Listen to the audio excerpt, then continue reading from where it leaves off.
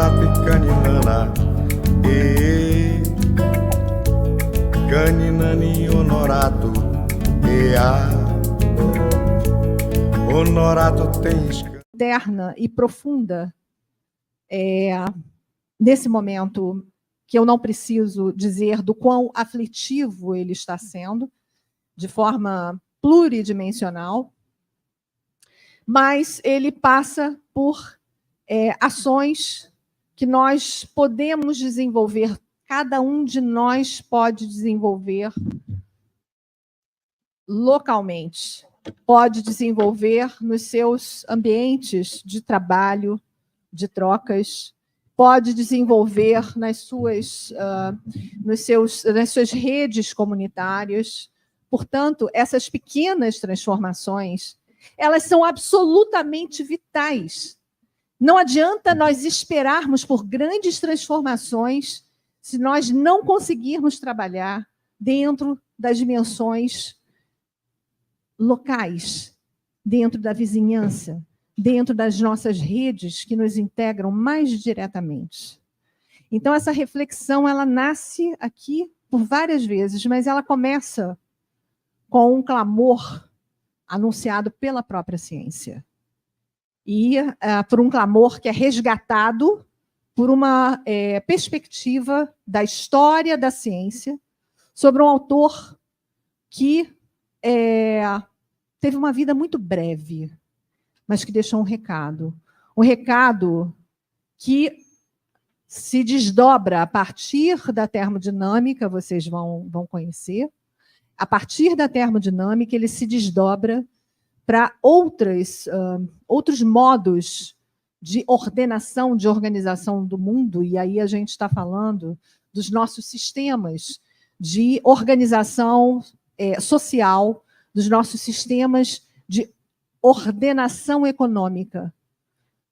Então, vocês vão conhecer esse alerta da ciência, assim como vocês vão, nas palavras não só que se seguem a esse alerta do próprio primeiro apresentador, que é o professor Agamenon Oliveira, vocês vão conhecer as possibilidades de transformar esse presente, eu não estou mais falando de futuro, esse presente que nos mergulha numa situação aflitiva e angustiante. A ciência em tempos de barbárie, ou, melhor, as ciências em tempos de muitas barbáries, ela tem algo a dizer.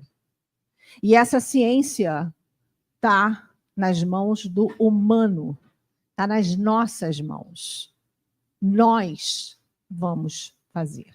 Então, vamos ouvir o que os nossos queridos amigos, nossas professoras e professor palestrantes têm a nos provocar nesse momento. E vou convidar, num dado momento, se a gente conseguir o uso do tempo eficiente para isso, convidar a ampla participação. Então, procurem agendar, anotar, cuidar das suas questões, das suas sugestões, das suas críticas, dos seus insights aqui. Muito obrigada, professor Agamenon.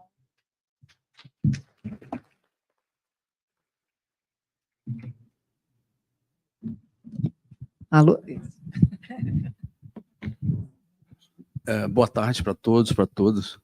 É um prazer enorme participar, voltar aqui. Eu tenho participado muito de todos os Cienciaram. Eu fiz doutorado na COP, na engenharia mecânica, defendi a tese em 1982. Aí já era professor da Escola Politécnica.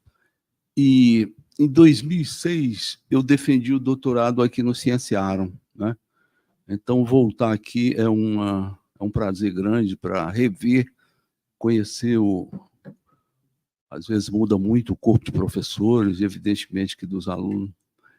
Então, eu vou fazer uma apresentação, acho que eu tenho 15 minutos, é isso?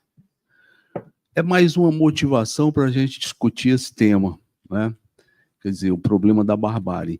Eu vou fazer uma apresentação com relação ao trabalho do Georgescu Hengen, que é um economista muito conhecido, né? Viveu muito, não é o caso do Sadi Carnot, que morreu bastante jovem, numa epidemia que teve em Paris.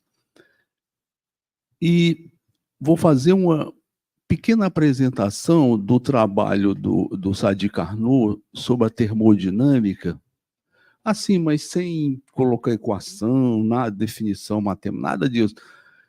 A ideia a motivação de trazer o trabalho do Sadi Carnot tem dois motivos. Primeiro, é que nós temos, esse ano de 2024, 200 anos do lançamento do livro, que eu vou mostrar ali, no slide tem a capa do livro, que funda uma ciência fundamental das ciências naturais, que é a termodinâmica. E depois eu vou mostrar que o Sadi Carnot não só rompeu com uma série de paradigmas da física, mas também das ciências. Eu não gosto de falar de a questão de ciências humanas, né, porque todas as ciências são humanas, que você fala que ciências humanas dá a impressão que tem umas que não são humanas, embora algumas possam ser desumanas, né? Mas a gente... E uma outra briga que eu tenho é com relação à ciência exata, que eu acho que não existe. Toda ciência é inexata. Então, quer dizer, as coisas ficam meio fora do lugar e, às vezes, a gente se insurge tentando trazer a coisa para uma discussão mais interessante.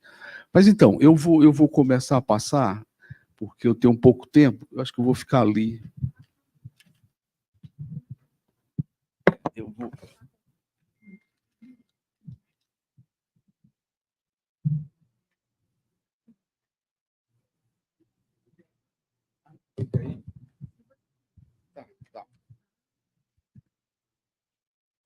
Tá certo. Então, a motivação primeira são os 200 anos da termodinâmica, em que o Sadi Carnot, filho do Lazare Carnot, que era um grande engenheiro matemático, né, que é de uma geração anterior à da criação da Escola Politécnica de Paris, mas o Sadi Carnot, engenheiro politécnico militar, né, e ele, no livrinho de 118 páginas, que eu vou mostrar ali a capa do livro, e apresentar ali uma citação dele, ele revolucionou a física. Provavelmente, a criação da termodinâmica ela é uma revolução tão profunda quanto o copernicanismo, quer dizer, você retirar a Terra do centro do universo, né, e colocar no rol dos outros planetas e trazer o Sol, né, para o centro do universo conhecido na época, né?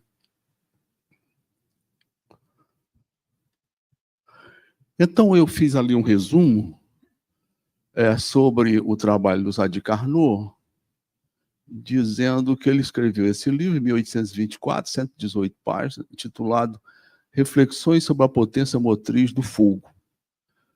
Então, esse trabalho do Carnot, ele inaugurou uma nova ciência, a termodinâmica, inicialmente como uma ciência das máquinas e, posteriormente, como uma ciência geral das transformações da natureza. Este trabalho foi uma das maiores mudanças de paradigma no campo das ciências, somente comparável à Revolução Copernicana. Inicialmente, quando esse trabalho foi lançado, ele não teve muito... Ele não bombou, como se diz, cientificamente. Ficou até meio esquecido, e aí, a partir de outras pessoas que vieram, alguns engenheiros politécnicos, o Clapeyron, depois o Cláudio, e aí eles foram trabalhando esse conteúdo do Carnot e fizeram a proposição da entropia, que eu vou mostrar ali.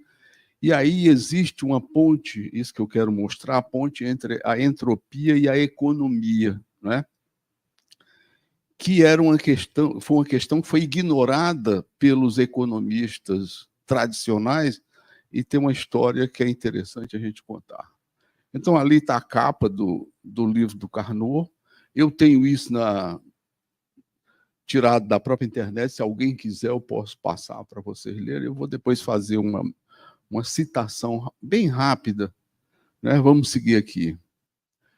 Então, na minha introdução, o que eu vou tentar apresentar nesse tempo, é mostrar que aconteceram várias mudanças, né, que vieram em função do surgimento da termodinâmica.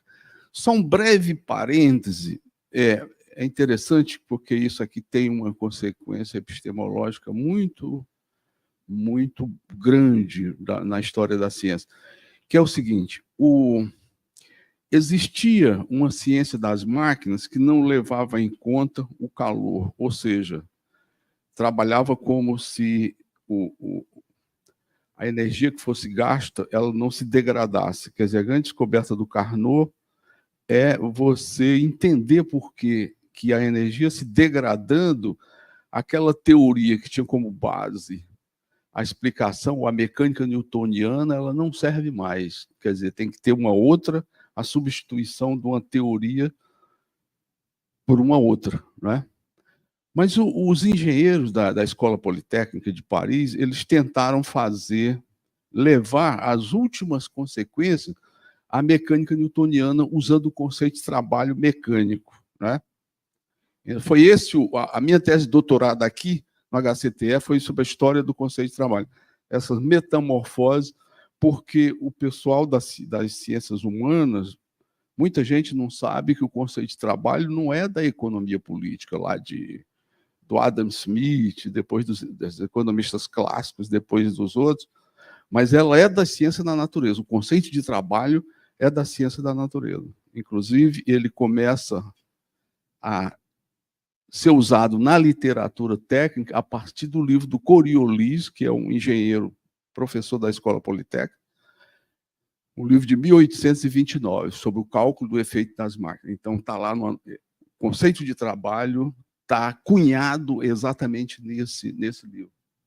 Então, daí nós vamos ver essas implicações que tem em cima da economia, né? Então, esgotado o paradigma newtoniano, então o grande trabalho do Carnot, do Sadi Carnot, foi trazer uma outra teoria, e com isso ele rompeu vários paradigmas. Ele rompeu o primeiro paradigma que o Sadi Carnot rompeu foi a forma e o estilo da ciência daquela época, 1824. Porque em 1822 tinha havido o lançamento de um outro livro fundamental sobre o calor, mas sobre a transferência do calor, né? Do Fourier. E é um texto analítico, usando cálculo diferencial. O Carnot não usa cálculo. Quer dizer, aquele paradigma que vem do iluminismo francês, da matemática, do cálculo diferencial integral, que é de Newton e Leibniz, né, mas que foi retrabalhado pelos iluministas franceses, principalmente D'Alembert, mas outros também. Então, isso foi o que aconteceu, né? A gente, do ponto de vista de você ter uma visão da continuidade e a ruptura que o Sadi Carnot fez, né? Ele fez essa mudança no estilo da forma como a ciência se constituía naquela época. Ele rompeu com esse paradigma, né? Além de ter rompido com o paradigma da física. E depois da economia, e aí é isso que eu quero apontar, um caminho que eu vou deixar aí para a gente discutir. Isso aqui é uma citação da página 2 do livro do Carnot. Ele está se referindo às máquinas a vapor, né? O estudo dessas máquinas é do maior interesse, a sua importância é imensa, a sua utilização cresce dia a dia. Parecem destinadas a produzir uma grande revolução no mundo civilizado. Provavelmente também servirão um dia como motor universal e terão preferência sobre a força dos animais, das cachoeiras e das correntes de vento. Então, por que ele escreveu isso? Porque a grande motivação desse trabalho do Carnot era também diminuir o gap científico que existia entre a Inglaterra e a França. Quer dizer, ele estava vendo que a Inglaterra estava muito na frente no processo de revolução industrial e a França estava ficando para trás. Então, ele fala isso explicitamente, e por isso é que ele faz tem essa espécie de premonição, premonição, achando que as máquinas... E, de fato, isso foi acontecer. Ali tem uma figura de uma máquina bastante sofisticada, uma máquina... dessas máquinas a vapor, ou motor de combustão interna. Então, o Sadi Carnot, no livro dele, ele tem os ciclos, né? O ciclo de Carnot, que depois é o ciclo que vai ser utilizado pelo Otto, que é um engenheiro alemão, e vai ser o ciclo do motor de combustão interna.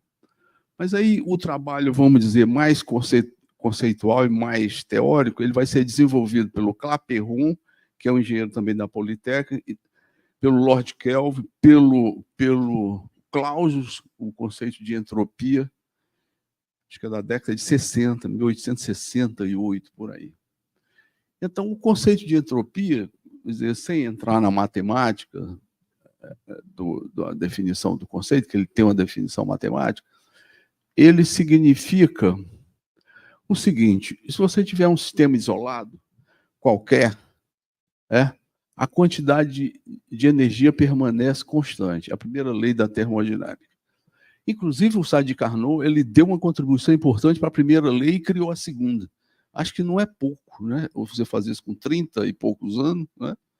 Então, ele faz umas medições do equivalente mecânico do calor também. A gente conhece o do Joule, não é isso?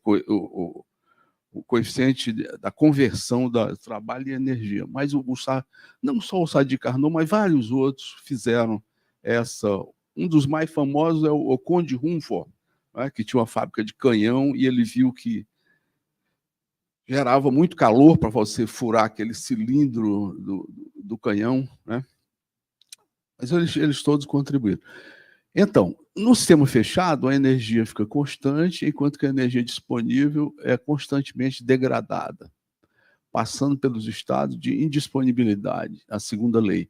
Então, o conceito de entropia, ele significa, é fácil de entender nesse sentido, que a entropia é um índice que mede a quantidade de energia disponível relativa à temperatura absoluta correspondente ao sistema. Ou seja, essa quantidade chamada de entropia, ela dá um índice que mede essa disponibilidade ou a indisponibilidade de energia relativa à temperatura absoluta.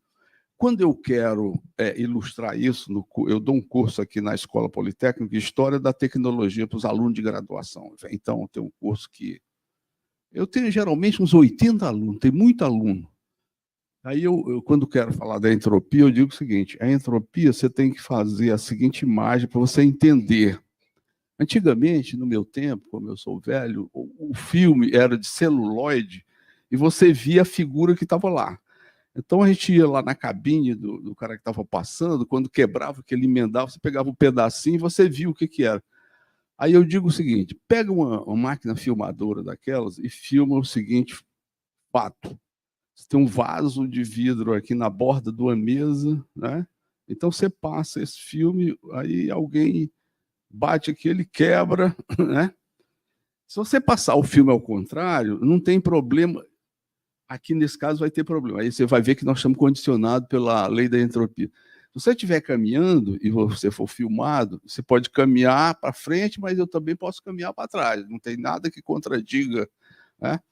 Mas se você filmar essa quebra e filmar ao contrário, todos os pedaços se recompõem e volta a ter o vaso. Então, isso é proibido pela segunda lei. Por isso que ela é aquele índice que proíbe certos processos que são reversíveis de outros que são irreversíveis, né? Então, é exatamente isso que significa a entropia. Bom, e aí a entropia com a economia, como é que acontece? Esse economista, o Georgescu Rengin, que era romeno, né? Ele tinha um conhecimento muito grande de matemática, ele fez doutorado em Paris, e depois ele foi, quer dizer, voltou para a Romênia, ocupou vários cargos lá na máquina pública, e depois ele foi para os Estados Unidos. E ele chega, mais ou menos na década de 30, ou por ali pela década de 30, né, e ele vai integrar um grupo muito famoso de economia, que é do grupo do Schumpeter, em Harvard, né? Então, são vários economistas famosos, inclusive tem um que é bastante famoso, que teve um debate com o Schumpeter. Bom, mas então, e aí ele propõe o seguinte, que se você não levar em conta a entropia, né, a economia tem um problema sério, porque os economistas consideram que o ciclo econômico ele é um circuito fechado, que não tem nenhuma relação com o meio ambiente, mas tem tudo a ver. E aí ele escreve um livro, eu organizei tudo isso, mas estou só adiantando, sobre a questão da lei da entropia na economia. Mas vamos seguir aqui para a gente ordenar, fica melhor ordenada aqui essa relação entre a economia e a entropia. Então, ele observou que os seres vivos constantemente necessitam de materiais de baixa entropia, né? Ou seja, materiais altamente organizados. A entropia significa desorganização e a indisponibilidade da utilização da energia, tá? A condição necessária para a coisa ter valor é ter baixa entropia. Então, já existe uma relação na economia, né, e ela vai significar uma escassez exatamente pelo fato dela ter baixa entropia, tá? Então, a lei da entropia ela está na raiz da economia da escassez, que é um pressuposto também da economia dos economistas clássicos, né? Você sempre trabalha num regime de escassez. A relação entre entropia e economia da escassez significa que ela aumenta constantemente. Isso que a gente sabe que é a lei da entropia. Que a entropia, a desorganização do sistema significa o aumento da entropia e a indisponibilidade da utilização da energia. Os economistas ignoram a escassez dos recursos naturais, ou seja, todos eles trabalham, não vi nenhum economista que não defenda, estou exagerando, mas digo, a corrente tradicional da economia é que você sempre pode crescer, sempre o crescimento como se fosse uma coisa dada e não tivesse limite nos recursos naturais, quer dizer, então esse é um problema. O que está aí no planeta, fornecido pelo planeta, é finito, não tem, né, não é infinito, e os economistas acham que os recursos são infinitos, você pode resolver com tecnologia, o que não é verdade. Os economistas ortodoxos e outros escorreios têm uma visão do sistema econômico como circuito circular fechado, diagrama fechado. O diagrama do fluxo circular representa um dos paradigmas correntes da economia, que o Sadi, nas mãos do Georgias, quebrou também esse paradigma. Quer dizer, tudo é como se fosse, eu estou usando um título do livro do Hobsbawm, os ecos da segunda lei da termodinâmica, né? Ali a figura ele morreu já com mais de 90 anos, né? Tem ali, eu acho que aqui no anterior tem, ó, tá vendo? Ele é de 1906, morreu em 94. Mas aí o que aconteceu com ele foi que ele foi banido ele era considerado um dos melhores economistas. Os economistas que ganharam o Nobel de Economia falavam, não, esse é o único cara que aplica matemática de forma apropriada, não tem ninguém na economia que saiba utilizar tão bem a matemática como o Georgias. Depois ele foi banido da comunidade. De Harvard, ele foi para Nashville, que é a capital do Tennessee. Foi lá para o interior. 3 minutos. Tá bom, eu vou terminar. Então, ali a figura dele, aí tem, por conta da entropia, quer dizer, a economia, ela com essa interface, ela vira uma bioeconomia, né? Quer dizer, o sistema produtivo transforma os recursos naturais pela lei da entropia, né? E transforma em rejeito. Então, está aumentando sempre, está aumentando a entropia. Não é possível tratar a economia como um sistema cíclico fechado, isolado da natureza. Por isso que a economia tem que levar em conta a segunda lei. Os estudos e descobertos feitos por Georgias foram responsáveis pelo banimento da comunidade economista. Falei. Com os estudos da economia, tornou-se parte do ecossistema vivo e ativo. E aí, o que o Georgescu fez? Que aí eu vou encerrar com a crítica que eu faço ao próprio Georgescu. Eu vou até talvez pular isso aí. Então, ele propôs o seguinte, que para a gente ter mais tempo de vida no planeta, a gente teria que ter e ele fez uma proposta de decrescimento econômico. E aí ele tem um programa de decrescimento econômico. Primeiro item do programa, aí vocês vão dar risada. Sabe qual é? Banir toda a indústria armamentista, destruir tudo quanto é arma. Não é uma piada? Hoje, com o Trump querendo ser eleito presidente, é uma piada.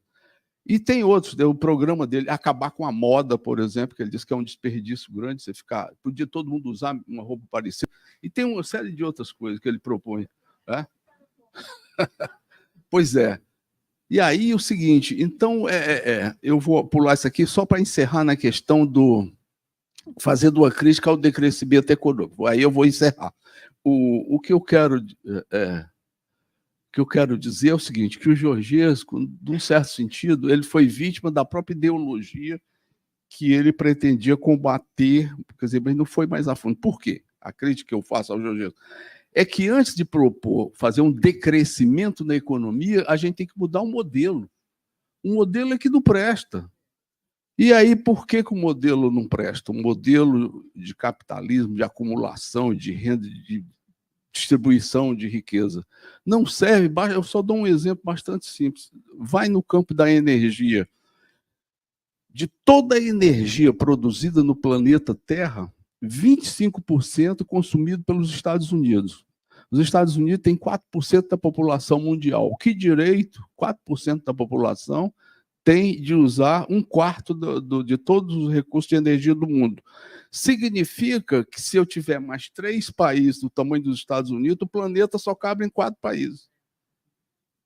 Então, o que está errado é o modelo. Agora, aí depois que a gente mudar o modelo, sei lá, daqui alguns séculos, ou dezenas de anos, não sei, aí você pode propor um decrescimento ou algo mais racional, porque o modelo já está equilibrado com aquela quantidade de gente, né, na população.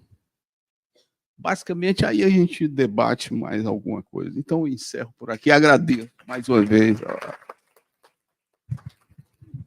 Caramba, não preciso dizer nada, né? Maravilhoso, Agamenon, muito obrigada.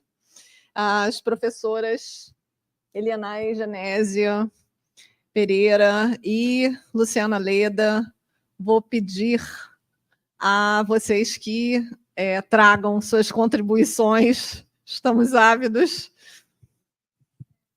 Acho que vocês vão precisar. Não. Estava te ligando. Boa tarde, pessoal. A gente vai fazer um bate-volta, tá? Um geografia.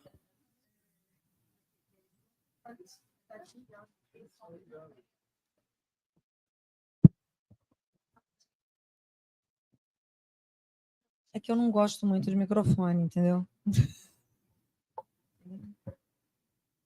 A gente vai fazer um diálogo relacionado a todas essas questões, até algumas coisas que o professor Agamenon falou, e eu gostei muito de uma fala que ele disse sobre a questão econômica, né? E que está realmente diretamente relacionada a essa crise que a gente está vivendo, e a gente traz um olhar da educação, aí no caso, especialmente da educação ambiental, e aí a gente trabalha com a educação ambiental crítica. Tá? Essa educação ambiental crítica, esse termo foi cunhado por um pesquisador brasileiro, e que depois foi seguido por outros, que é o Mauro Guimarães. Tá? E ela ganhou, né, extrapolou fronteiras e está ganhando o mundo, porque não é aquela educação dentro daquela caixinha, né? Dentro da linha positivista, aquela que só está pensando em conservar, preservar e mitigar problemas. O propósito dela é levar à criticidade, efetivamente, ao pensamento crítico, ao questionamento, né? As pessoas entenderem o seu poder enquanto cidadãos, e ela bebe muito em Paulo Freire, com a pedagogia emancipatória. Então, a gente vai trazer um pouco disso, e nós escolhemos a questão das emergências climáticas, porque é o que a gente está aí vendo dia a dia, e é a nossa crise principal atualmente. Tá?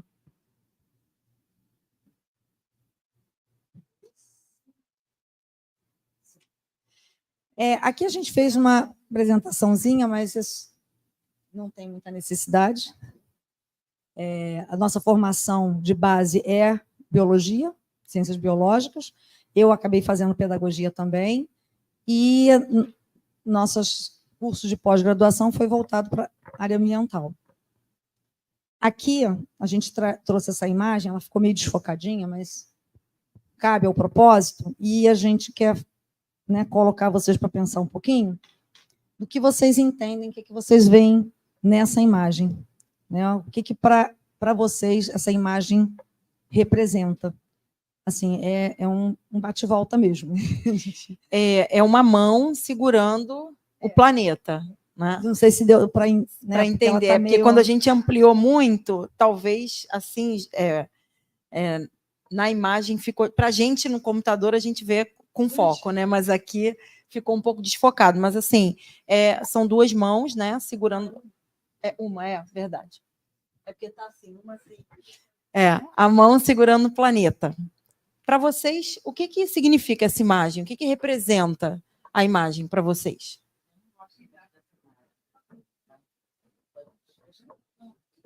Eu, particularmente, eu não gosto muito dessa imagem, né? E já usei.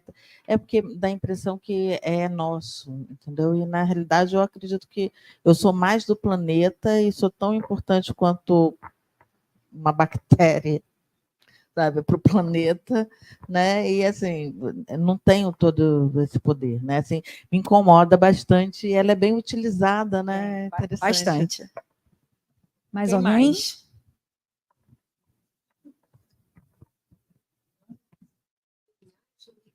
A imagem me remete à ideia de que o planeta está em nossas mãos. Cuidar dele é algo que está ao nosso alcance, porque a gente consegue mantê-lo. Então, coloca muito papel do homem, né? Do ser humano, né? Homem, mulheres, nós, homens e mulheres, ser humano, no acolher, cuidar, e que está nas nossas mãos. Assim, se a gente deixar esses dedos estão tão entrelaçadinhos, se isso fazer uma conchinha, né? E conchinha sempre remete também a uma coisa do aconchego, né? Então notem que a gente tem aí duas visões diferentes, né? Boa tarde. Boa tarde. Para mim é cuidar o planeta, porque a mão sim, ela parece a mão, né? Mas para mim, transmite muito mais essa delicadeza com o planeta do que, como comentava uma companheira, essa imposição do ser humano no planeta. Não me transmite isso, me transmite o cuidado, a sensibilidade perante o planeta. Mais alguém? Eu sou do time da Priscila. Essa imagem, para mim, tipo, eu tenho... A minha reação é absolutamente sarcástica com relação a ela, porque ela coloca a gente no protagonismo, de novo. E o problema é sempre... nós somos a solução, nós somos o problema, e a gente não sai desse lugar do eu, nós, sem olhar para a natureza de fato. Vamos ver se a gente desempata. Eu acho que desempata, porque a minha visão é bem diferente das duas posições. Então, eu vejo assim um planeta frágil. E na medida que eu olho para a minha mão e faço uma referência, né, trazendo aqui para o meu olhar do objeto tão pequeno, claro que remete a cuidado e tudo, mas e aí, na dimensão desse universo, o que é esse planeta? Né? Nessa perspectiva, ele está assim, crescendo ainda. O que advém disso? Então, a fragilidade é o primeiro que aparece para mim nesse sentido. A gente quis trazer essa imagem justamente porque ela gera mesmo essa discussão, ela gera esse debate. Embora ela seja muito utilizada, ela é muito refutada pelos educadores ambientais críticos, justamente por essa crítica o domínio do homem sobre a natureza, sobre o ambiente, né, sobre o planeta. Muitas pessoas falam assim, o planeta vai se extinguir. Não, nós que iremos se extinguir. O planeta vai continuar mesmo frente a essas emergências climáticas que a gente está enfrentando. A gente vai falar um pouco mais, isso é só uma prévia, né? A gente vai ainda discutir sobre tudo isso, mas a gente quis trazer essa provocação justamente porque ela gera esse duplo olhar e a gente precisa entender esses caminhos, né? Eu sou do time também que refuto a imagem, uma vez que parece que a gente está nesse domínio, o homem enquanto protagonista desse planeta, né? Tomando conta do planeta. E também, além disso, quando a gente pensa na educação, eu vou falar um pouquinho mais para frente, mas quando a gente pensa na educação ambiental crítica, a gente tem que entender que essa educação ambiental crítica, que critica, que é politizada, ela se dá nas relações, né? Na relação eu comigo mesmo, eu com o outro, eu com o ambiente. A Mayra falou isso no início. Então, assim, qual é o nosso papel? Qual é o nosso aonde a gente está, né? Qual é o nosso pertencimento? Qual é o sentimento de pertencimento frente ao ambiente que a gente vive? A gente vai só um iniciozinho para a gente essa continuar. questão que ela colocou, até trazer essa imagem e ver que várias pessoas têm visões diferentes, isso tem muito também de uma educação que se deseja crítica, mesmo que não seja a educação ambiental, porque a gente tem que respeitar o olhar do outro também. A gente tem que entender que cada um tem percepções de acordo com suas experiências e vivências. Então, por exemplo, eu entendo quando a colega disse que viu a mão entrelaçada com a questão de carinho, porque quando a gente, por exemplo, vê uma pessoa pegando algo delicado, ela não pega simplesmente com a mão assim, como se fosse uma coisa tipo Exatamente. É meu. Ela pega com aquele cuidado, como está ali a representação. Então, é uma imagem bem dúbia e que gera esses conflitos. E quando a gente trabalha, né, dentro dessa linha, e quando a gente quer trazer pessoas para esse tipo de discussão em relação ao ambiente, a gente tem que entender que há pessoas radicais de um lado e do outro. Exatamente. E a gente não consegue, assim, não adianta você querer mostrar ali o que está acontecendo para uma pessoa que ainda está meio que cega, se a gente ou que está num caminho de aproximar. desenvolvimento, né, Eliana? Ela está cega para determinadas questões. Ela foca, por exemplo, na questão econômica, porque para ela o mais importante, né, como ele falou da questão dos economistas que só veem a natureza, os recursos como inesgotáveis. Então, assim, não adianta tentar bater de frente, às vezes, você tem que começar a trabalhar outras percepções, você tem que começar a mostrar outros lados, que as pessoas têm visões diferentes, até para conseguir ganhar aquela pessoa e se aproximar e mostrar o outro lado. Exato, e que ela forme a sua concepção, o seu entendimento.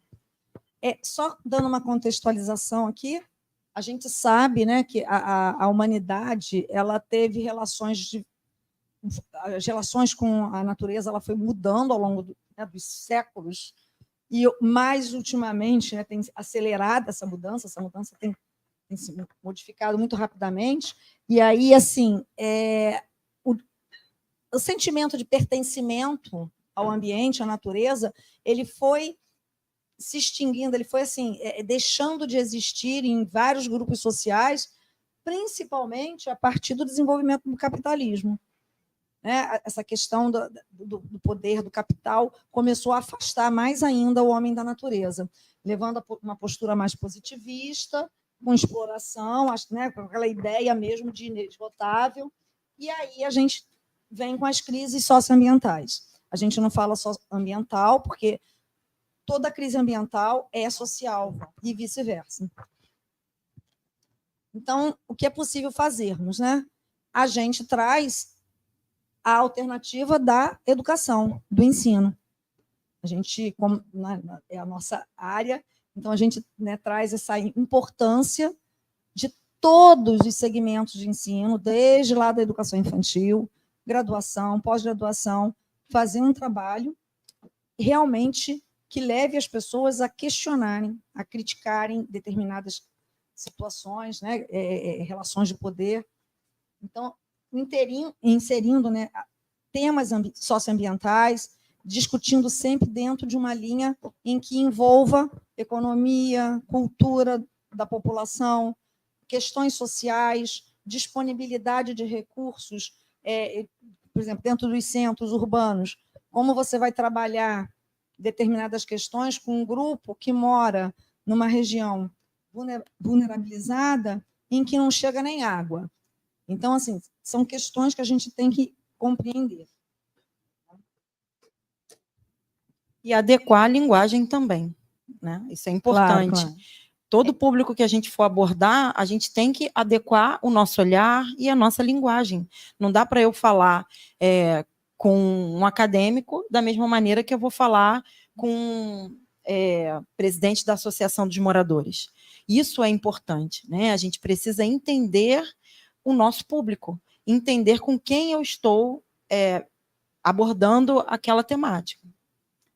Assim, a questão das mudanças climáticas, né? A gente sabe que já há muito tempo isso já vai sendo alertado, mas enquanto se mostrava só as imagens dos problemas das geleiras, dos ursinhos, muita gente fechou os olhos.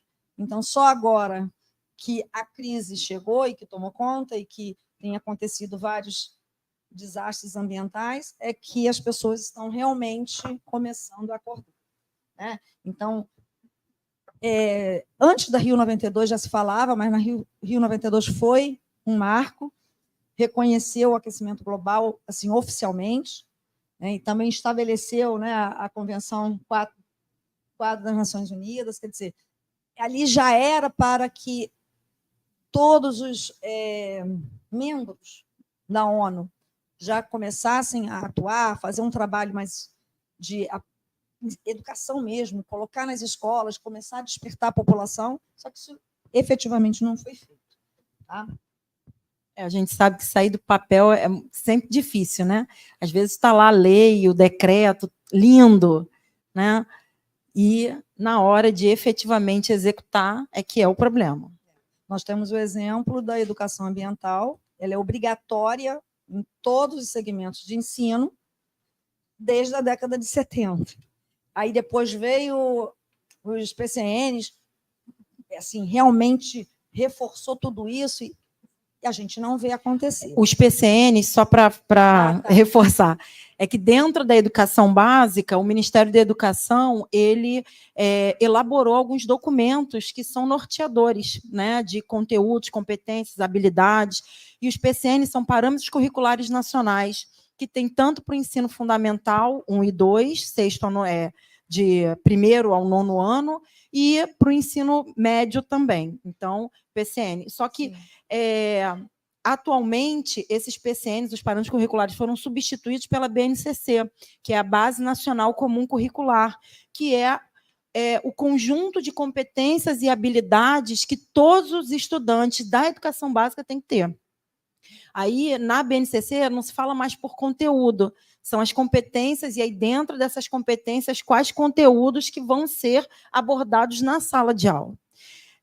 Isso é uma grande crítica, né? Porque aí dentro da BNCC vieram os eixos formativos, aí é uma outra história, mas enfim, né, as trilhas formativas, então muito conteúdo saiu. E por que eu estou comentando isso? Porque dentro desse contexto, as mudanças climáticas foram praticamente banidas.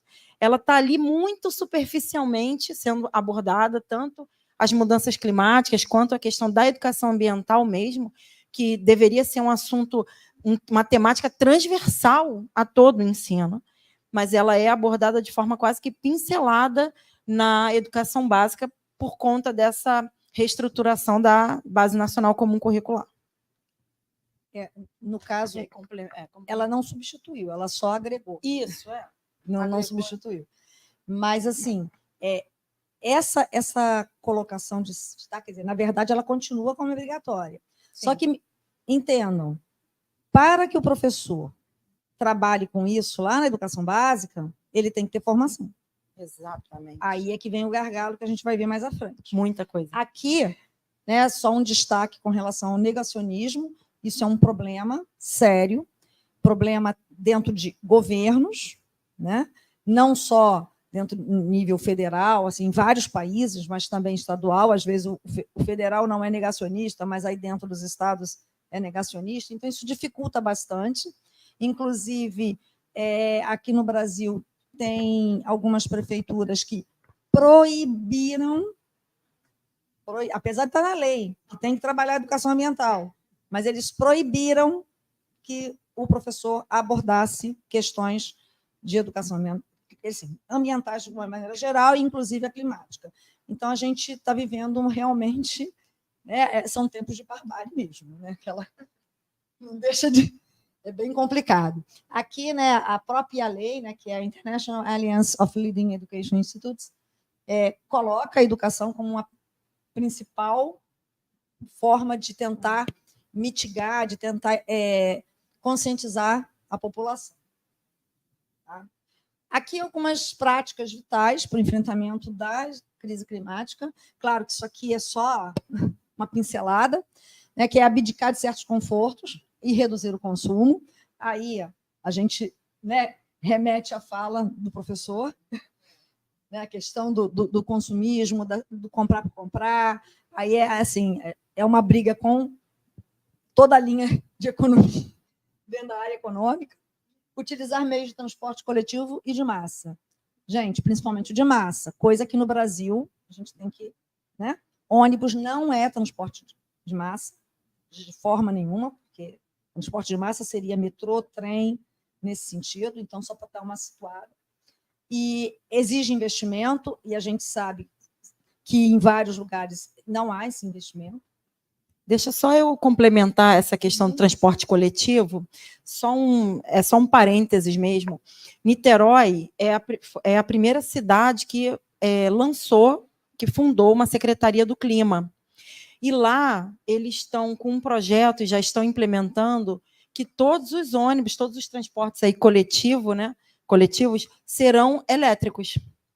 Então, eles estão substituindo a frota justamente nesse esforço. E aí, por que eu quis trazer isso? Porque é um gasto, né? Você tem que ter um investimento.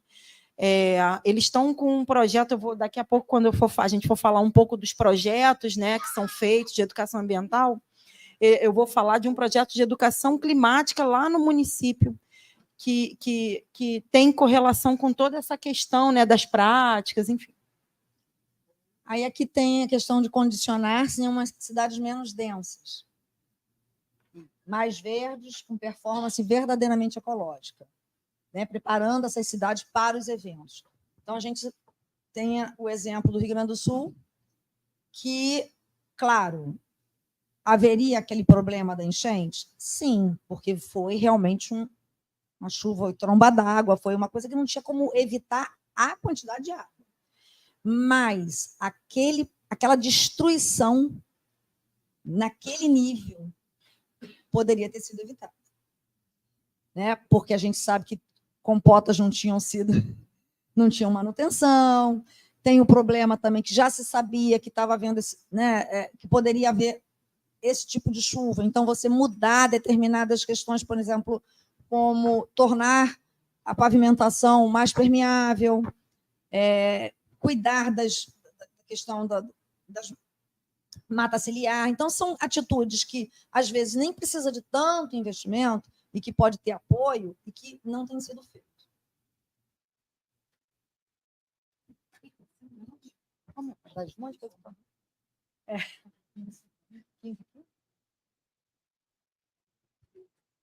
Reduzir e eliminar criteriosamente os resíduos, otimizar a substituição de combustíveis, reestruturar sistemas agropecuários, reduzir consumo de carne, e uma questão que normalmente não é colocada, quer dizer, normalmente não, nesses encontros internacionais não toca nesse assunto, controle de natalidade, porque esbarra com problemas de determinadas religiões, como, por exemplo, países como Índia, países muçulmanos, que falar de controle de natalidade é um crime mortal, né? Uma coisa E a gente sabe que também o país, o planeta, ele não suporta esse crescimento populacional.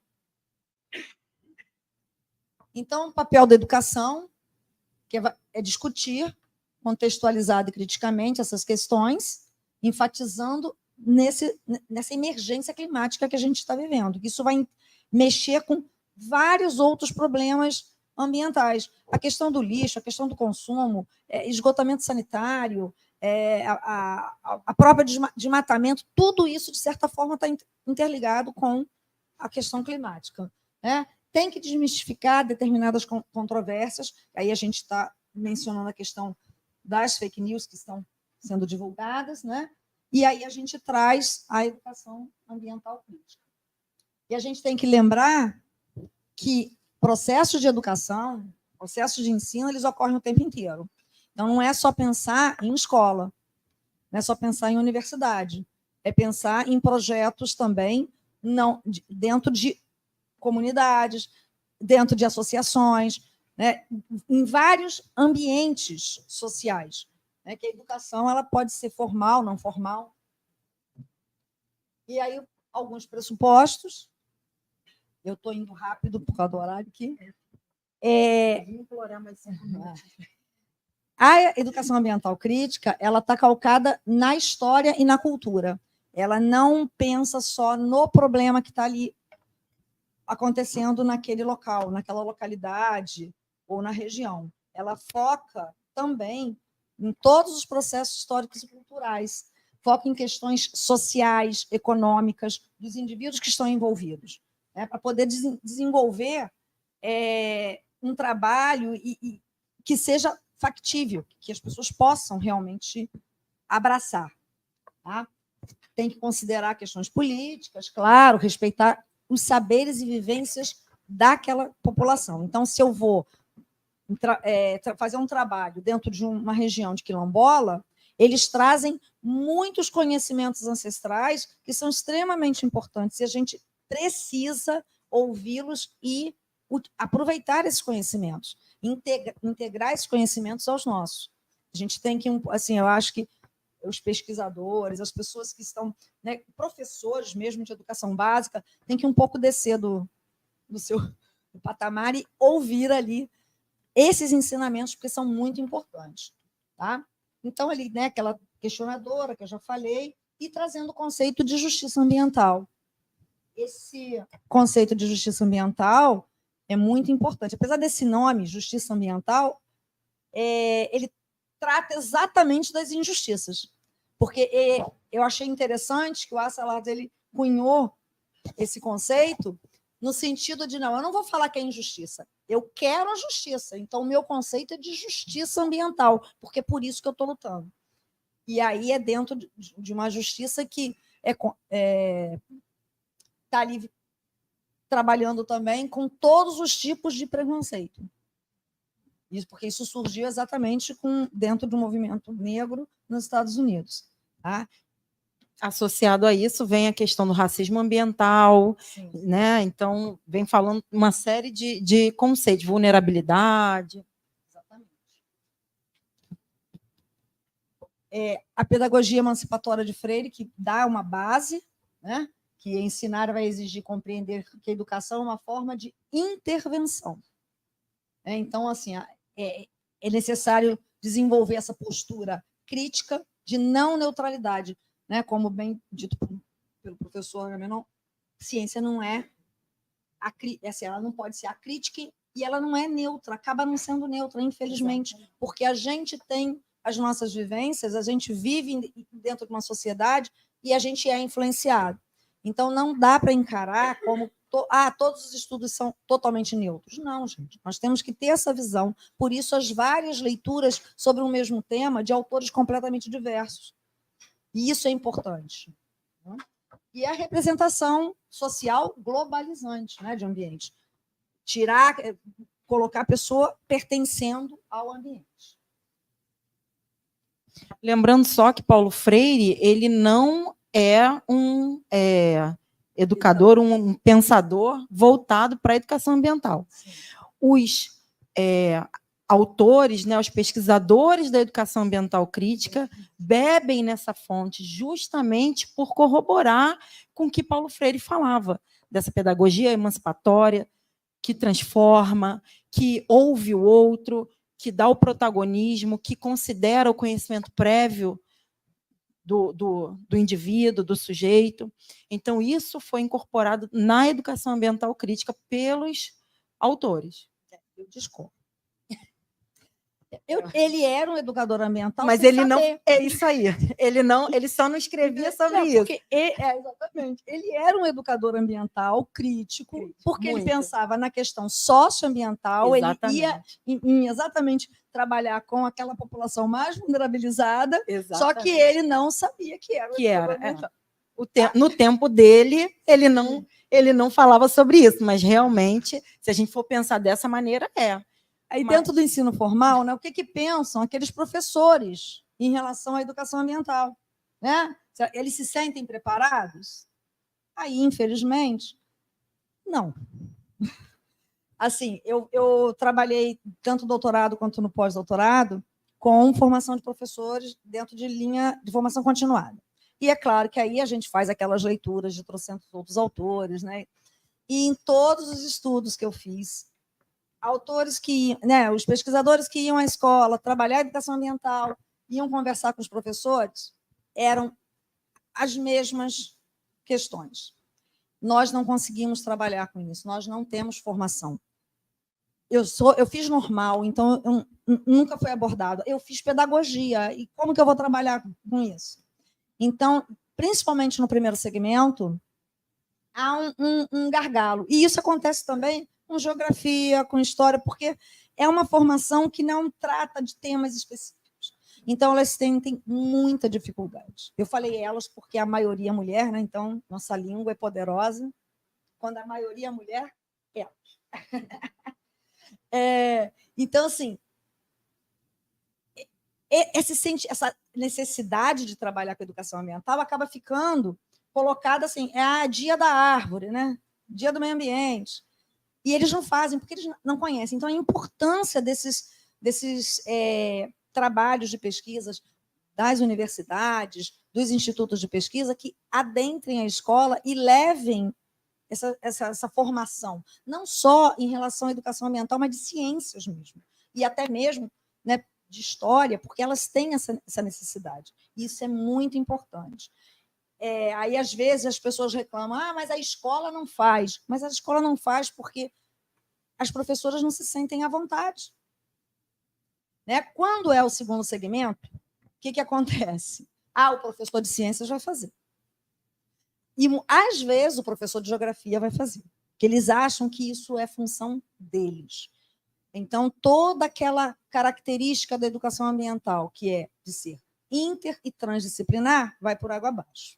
Então, é importante aí, já, para garantir que a lei realmente funcione, que se tenha um olhar para essa formação inicial. Os cursos de pedagogia, os cursos de licenciatura em geral, têm que incluir a disciplina de educação ambiental. E até mesmo que seja acoplada com o CTS, porque o CTS também discute essas questões. Ciência, tecnologia e sociedade. Tem um grupo que já coloca assim, ciência, tecnologia, sociedade e ambiente. Acharam importante, porque tinham algumas discussões de CTS que acabava deixando o ambiente de lado. Tá? Então, isso é importante, trazer para esses cursos de formação. Tá? Aí aqui, eu já falei, aí aqui, que estudos, né, indicam, aí eu trouxe aqui essas duas referências, mas tem várias, não, 3, mas tem várias. E esses professores, eles colocam que a sua formação é inadequada, tem pouca relação com a prática, não aborda a educação ambiental, não aborda o enfoque CTS, a educação CTS. Então, isso é muito, muito triste, você vê que o professor está se sentindo mal formado. Né? Inclusive, a prática interdisciplinar e a ludicidade também são deixadas de lado. Bom, e aí, falando do ensino não formal, né? Então, o ensino não formal é aquele que ocorre fora do ambiente escolar, que pode ser algo que, um ensino que auxilie o professor, né, dentro da sala de aula, seja escola, universidade, enfim, graduação, pós-graduação, né? Ou pode ser algo que seja feito dentro de comunidades. Então, uma educação não formal de base comunitária. A educação ambiental crítica, peraí, rapidinho, é só para esse gráfico aqui, né, essa mandala, vamos dizer assim, é só para dizer que dentro da educação, e aí aqui eu estou abordando a educação não formal, mas isso também pode ser feito com os professores na educação formal, é que é importante, é necessário desenvolver competências e habilidades para esse educador ambiental trabalhar com as práticas, né, com as ações, seja no território ou em sala de aula. E aí, Mauro Guimarães, ele cunhou 11 competências e habilidades que são necessárias desenvolver nesses educadores ambientais. Eu trouxe aqui, não vou abordar cada uma. Hoje em dia ele já reduziu para 5, mas eu ainda prefiro abordar as 11 competências. E aí, falando um pouco de projetos, né? Então, falando da educação não formal de base comunitária, projetos que acontecem dentro dos territórios, com os moradores daqueles territórios atuantes, lideranças naqueles territórios, ou seja, conhecem aquelas localidades. Então, eu trouxe um pouco de cada projeto que a gente participa lá na Fiocruz, lá no Laboratório de Avaliação e Promoção da Saúde Ambiental. Esse primeiro é uma parceria com a Secretaria de Ambiente e Clima aqui do Rio de Janeiro, a SMAC, onde o objetivo foi qualificar agentes ambientais vinculados à Prefeitura do Rio de Janeiro. Então, a Prefeitura do Rio de Janeiro tem alguns agentes ambientais e eles precisavam se aperfeiçoar. E aí a gente fez, então, esse curso. Esse curso ele teve um lema. O lema era perceber, refletir e agir. Perceber os problemas do seu território, então olhar para dentro mesmo. Refletir sobre esses problemas, para quê? Para agir nos territórios em relação a esses problemas observados. Nós qualificamos, né? Porque o nome do curso é de curso de capacitação. Então, a gente depois viu, capacitação não, porque eles não são incapazes, né? E a gente mudou um pouco, mas foram 78 agentes ambientais, com esse lema, um curso longo de 60 horas, foram 12 semanas com esses agentes ambientais. Eles assinaram um termo de consentimento, então, porque junto teve também uma pesquisa, foi até parte da minha pesquisa de doutorado. Pode passar, Eliana, aí, por favor. Então, com relação ao lema, né, perceber, refletir e agir, nós utilizamos a pedagogia libertadora de Freire, sempre dando protagonismo a esses agentes, com metodologias ativas. É importante também, quando a gente está em contato com os sujeitos, fazer de maneira diferente, né? Não ficar só no quadro e giz, não, vamos fazer diferente. Então, nós usamos metodologias ativas. Aqui, algumas ações, né, primeira imagem do perceber, a segunda do refletir, quando a gente levou eles para entender alguns conceitos e refletir dentro dos problemas dos seus territórios e agir quando eles propuseram vários materiais educativos, instrucionais, vários artefatos para trabalhar dentro dos seus territórios. Então, eles são lideranças dentro dos seus territórios. Pode. Aqui é porque a gente fez um campus virtual também. Um segundo projeto chama-se Agente das Águas. Então, o primeiro, ele já encerrou. Esse segundo, ele está em vigência e ele acontece em vários municípios, tanto do Rio de Janeiro, Espírito Santo, Amazonas, Paraná.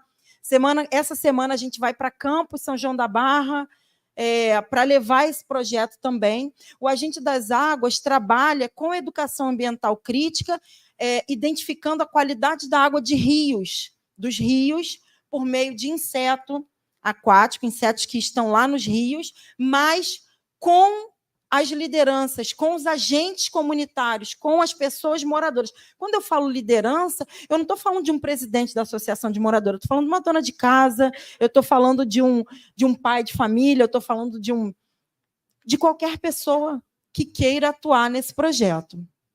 Então, esse projeto a gente faz tanto análises tradicionais, que são análises físico-químicas, análise de classificação ambiental visual, para ver como é que está o ambiente, como é que está a mata ciliar, como é que está o rio, o trecho de rio, e também analisa o rio por meio dos insetos aquáticos.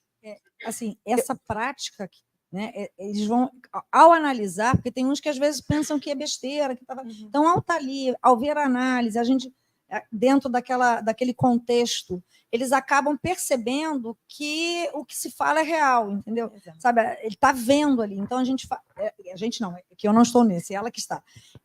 Vendo na prática ali que há uma contaminação, que, de repente, aquele agrotóxico que o cara está utilizando está afetando. E aí você vai... Isso aí. Era justamente isso que eu ia falar. É porque, assim, a gente sabia... eu falei assim, não, eu vou colocar uns insetos só para mostrar, porque eu acho todos lindos. Isso é o olhar. Mas, por meio da presença e da ausência desses insetos, os moradores, né, os agentes comunitários conseguem identificar a qualidade da água dos seus rios.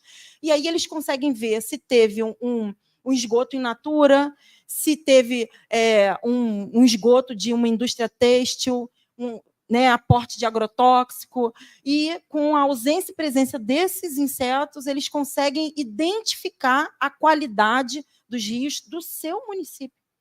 Então, gera um sentimento de pertencimento em relação àquele lugar, porque foram eles que identificaram, foram eles que foram lá coletar, eles que fizeram toda a análise, então eles se sentem pertencendo àquele ambiente e lutam para que aquele problema seja mitigado.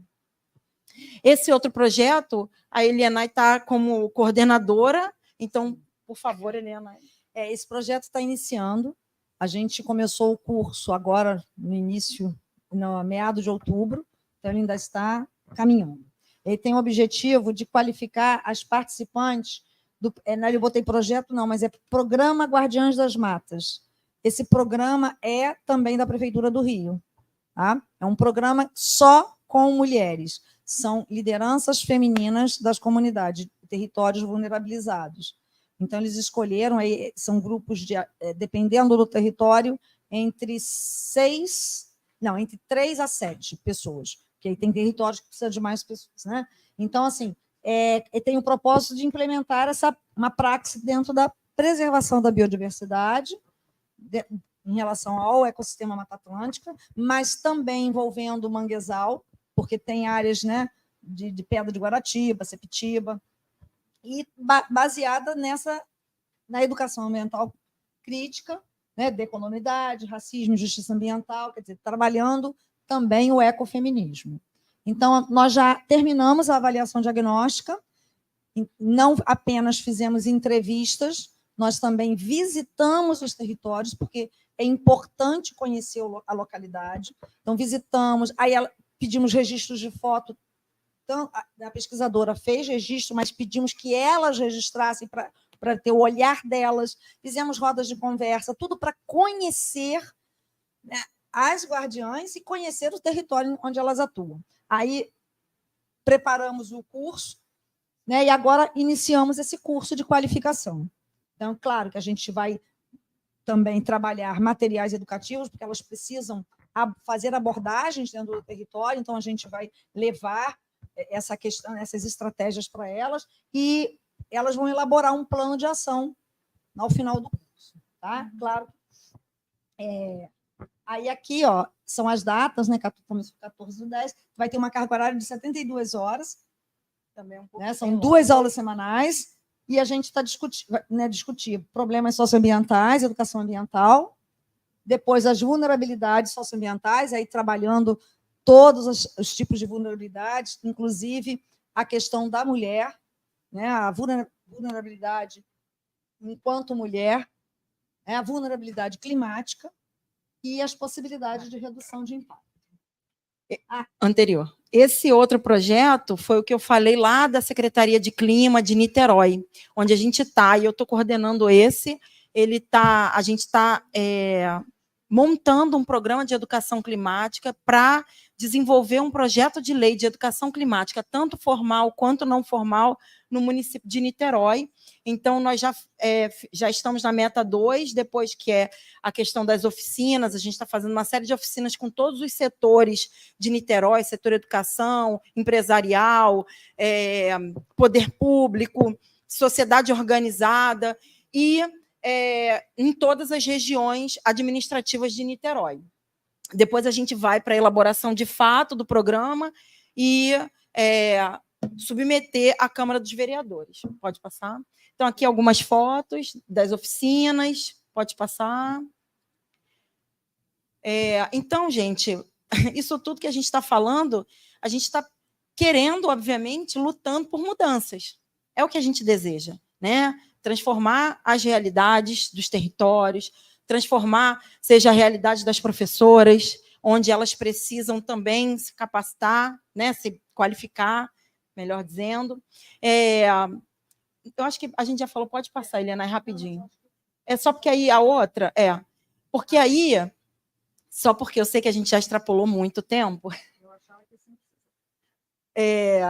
Então, assim, como é que a gente pode, né, desenvolver uma educação não formal na prática? Ir na comunidade, entender a lógica da comunidade, entender o histórico dessa comunidade, o território, né, observar a cultura. Eliana falou a questão dos quilombolas, dos indígenas. Então, entender um pouco quem é aquele né, onde a gente vai se inserir naquele território, quem é o público-alvo, se preocupar com a linguagem, como é que a gente vai abordar o público. Está terminando. A prática, né? Então, saber um pouco das diversidades de saberes daquela comunidade e, se dependendo né, se a gente fizer um curso ou se fizer alguma coisa e optar fazer uma avaliação não aquela avaliação formal, mas ou fazer uma avaliação do tipo formativa, né, que você avalia ao longo de todo o processo, ou algum material que queiram. Aqui eu coloquei das narrativas, do discurso dos sujeitos, um portfólio. Normalmente, portfólio a gente fala muito das ciências exatas, né? Mas na educação também usa portfólios. Então, assim, só para fazer um ciclo, né, de entrada, inserção na comunidade e dos discursos dos sujeitos.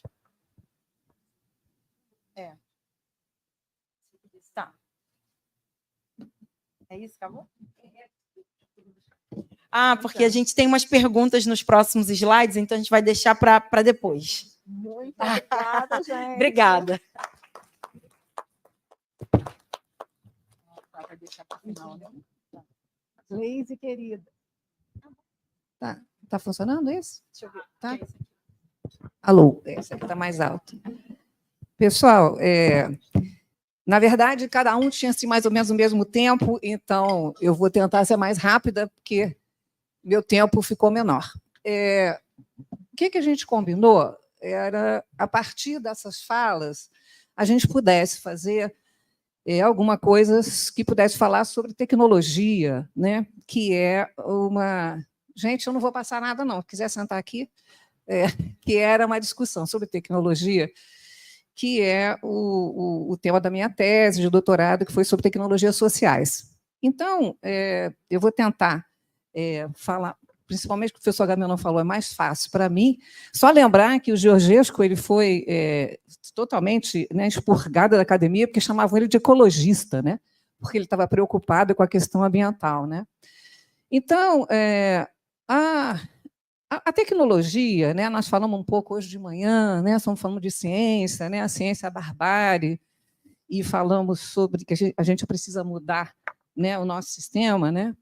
Então, a gente precisa mudar, e aqui esse Ouroboros, né, que a Lúcia falou sobre ele aqui, com fogo, eu acho que significa um pouco isso também, né? Botar fogo em tudo, a gente começar tudo de novo, né? Uma outra situação é que a gente tenha, né, algo que a gente consiga recuperar. Mas a tecnologia, a gente costuma falar, né, assim, estamos vivendo uma era tecnológica. E isso não existe, gente. A gente não está vivendo uma era tecnológica. A era tecnológica fez parte da nossa vida, né, desde lá a nossa história, desde o período neolítico, onde a gente tinha a tecnologia que era criada, as técnicas que eram criadas. A definição de tecnologia tem várias definições, eu vou escolher uma para falar aqui, que é um conjunto de técnicas, né? E a técnica é a nossa relação de transformação com a natureza, né? Então, esse respeito à natureza, eu vou falar um pouquinho mais sobre isso, mas a ideia é que a técnica faz com que, a partir de uma necessidade, né, a gente crie uma técnica, que aquela transformação daquilo que está acontecendo ali para uma questão nossa. E o primeiro marco, né, de uma grande tecnologia que foi criada é a agricultura. Então, 10 mil anos, né, que a gente tem, 8 mil, 10 mil anos atrás, a gente vai ter a grande mudança, né, da população que eram os caçadores-coletores e que eles passam a fazer agricultura, né, então passam a parar, né, vamos dizer assim, não eram mais nômades, e aí a agricultura, que é essa primeira tecnologia que a gente tem, de grande mudança, ela muda não só os meios, os métodos de produção, né, daquela população que está ali, que mudou, mas ela muda principalmente a organização social dessas pessoas. Essas pessoas começam a ter, então, diferenças hierárquicas que antes não tinham, quando eram todos caçadores-coletores, eram todos iguais, faziam todos a mesma coisa. A gente começa a ter a criação de classes sociais, eu diria, nessa coisa, quando a gente começa a ter essa primeira mudança tecnológica importante. A gente falou aqui um pouquinho de manhã, né, se falou, mas o que é importante a gente pensar é assim, essa tecnologia é sempre para o bem? Né? A gente tem aqui os técnicos otimistas, né? A gente precisa... eu sou engenheira, né? Aliás, eu não falei, eu sou engenheira de formação aqui da UFRJ, com mestrado e doutorado aqui na UFRJ, MBA na UFRJ. Então, eu sou filha da UFRJ, me sinto, assim, em dívida, né, com esse estudo que foi financiado pelo Estado, né, que eu estou aqui num organismo público, fiz toda a minha formação acadêmica numa universidade pública. Né? Então, o que não se tinha preocupação, né, quando a gente tem a tecnologia, e as primeiras tecnologias nos mostram isso, qual era aquela realidade da tecnologia para as pessoas e para o ambiente? Ninguém pensava muito nisso, né? Então, a gente tem na Grécia, que a gente fica o berço da civilização, a gente ainda tinha na Grécia grandes avanços tecnológicos, grandes mudanças em termos de organização, e a gente tinha um povo escravizado. Né? No Egito, as grandes pirâmides, as grandes obras do Egito, a mesma coisa, tinha lá um povo escravizado. Né? A grande obra da engenharia que a gente teve no século XIX foi a construção do Canal de Suez. E foi um engenheiro francês até, né, que fez, Lesseps, o nome dele, que construiu teve a ideia e bolou todo o Canal de Suez e teve o apoio de quem estava interessado no Canal de Suez para poder vender seus produtos. Morreu muita gente. Mais de 40 mil pessoas morreram na construção do Canal de Suez de doença, né, principalmente quando tinham as pragas todas que aconteciam, cólera e tal, e eles eram muito maltratados, era uma semi-escravidão. Ninguém pensou nisso. Então, a tecnologia era bacana? Era bacana. Para quem? Né? Quem estava se beneficiando daquela tecnologia? Se os trabalhadores morreram, se os trabalhadores não iam usar aquela tecnologia, não iam usar o Canal de Suez, né? E quem ia usar eram os poderosos, os ricos. Então, tecnologia e poder é uma coisa que está muito junta. O poder do progresso está quem detém o poder da tecnologia. Né? Então, a gente vê isso desde tempos imemoriais, que eu estou lembrando para vocês. Nos Estados Unidos, a gente tem, no século XIX também, as plantações de algodão, e aí acontece a descoberta, né, a criação, o desenvolvimento de uma máquina de descaroçamento de algodão. Não sei se vocês conhecem, eu trabalhei com comunidades no Nordeste com plantação de algodão, a gente fez um trabalho de desenvolvimento comunitário lá, com 80 comunidades do semiárido nordestino. Então, conheço bem essa história do algodão, e a máquina de descaroçamento de algodão, ela é muito interessante, né? Que bota lá o algodão, você colhe o algodão, que eles chamam que é o algodão em rama, coloca na máquina, a máquina sai lá o algodão limpinho, joga fora a sujeira, né? Guarda a semente e tal. O que aconteceu? Que coisa bacana! O que aconteceu nos Estados Unidos? Aumentou a escravidão. Quem ia plantar e colher o algodão para botar na máquina? Aumentou-se a produtividade do algodão, mas não aumentou, não melhorou nada, não aumentou a produtividade marginal do trabalhador. Nada foi criado a partir daí que facilitasse a vida deles. Pelo contrário, eles tiveram que fazer um trabalho muito mais duro para poder dar conta de todas aquelas máquinas que tinham usado todos aquele algodão plantado para aumentar essa produtividade. Para quem? Para quem que foi bom? Né? Então, vocês falaram de educação crítica, a gente tem que sempre pensar, né? E aí eu acho que uma coisa que a gente pode falar um pouquinho mais aqui, nessa crítica, qual é o nosso papel, né? Entendendo que a gente pode participar desse desenvolvimento de tecnologias, a gente vai ver um pouquinho mais sobre isso. Então, essa produtividade é uma produtividade que ela, né, se falou aqui hoje de manhã, o capitalismo está falando de produtividade. Qual produtividade? A produtividade que gera alguma riqueza para o trabalhador, a produtividade. Aconteceu isso, né? Quando a gente tem lá a máquina de Carnot, que a gente vai ter na Revolução Industrial, na primeira Revolução Industrial, que foi quando o professor Agamenon falou aqui da máquina, né? Que a gente teve a máquina a vapor e a gente tirou o trabalho pesado das pessoas, dos animais, a gente teve algum ganho para os trabalhadores, porque eles foram fazer outras coisas. Porque, a partir do momento que teve a máquina, foram criados novos produtos, foram criadas novas facilidades em que eles foram aproveitados. Aumentou-se e a gente teve uma produtividade não só da máquina que deu isso, mas uma produtividade para os trabalhadores. Então, foi boa para todo mundo? Foi boa. Né? Podia ter sido melhor, a gente sempre fala assim, né? Sempre pode, mas foi boa. Então, na primeira Revolução Industrial, que é essa revolução da máquina a vapor, né, que é do século XVII, que a gente tem a era da mecanização, a gente tem a primeira Revolução Industrial e a gente começa, né, o capitalismo. Hoje de manhã, o professor João Paulo falou uma coisa muito interessante, né? João Antônio, né? Chamei ele de João Paulo, cismo que é João Antônio. João Antônio de Paula, eu falo. E ele falou que o capitalismo começou no meio rural. Né? Então, o capitalismo começou no meio rural porque era onde as cidades não tinham. A gente vai ter depois essa urbanização, as cidades não tinham esse tipo de trabalho. Todo o trabalho que era feito de mecanização, o trabalho que era feito de compra e venda, era feito no meio rural. Então, o capitalismo que vem nesse século XVII é que faz a grande diferença, primeiro, né, que a gente já começa a ter as máquinas, a gente já começa a ter a preocupação com o lucro. Eu vou trabalhar, eu vou ter uma máquina que vai melhorar o meu ganho, o dono. Uma vez, gente, só fazendo um parênteses aqui, a professora Maria Malta deu um curso muito interessante, se ela der de novo, faz todo mundo lhe fazer, que chama-se Como Funciona a Sociedade. E aí, assim, então, cara, quem é o dono da máquina? Né? Tem alguém que é dono da máquina. E essa máquina, ela produz para quem? Para vender o quê? Ela produz sapato, no caso, né, Maria? Ela produzia sapato, e aí a gente vai vender esse sapato. Quem é que produziu o sapato? Bom, alguém trabalhou, né? Tem alguém para mexer nessa máquina, né? Tem um homem que pensa, né? Que tem que estar lá na máquina, tem que fazer. Bom, mas quando vende aquele sapato que saiu dali, quem que ganha mais? Né? É o dono da máquina. É o dono da propriedade, é o dono, o cara que tem o poder da tecnologia. Ele detém essa tecnologia, ele é dono dela.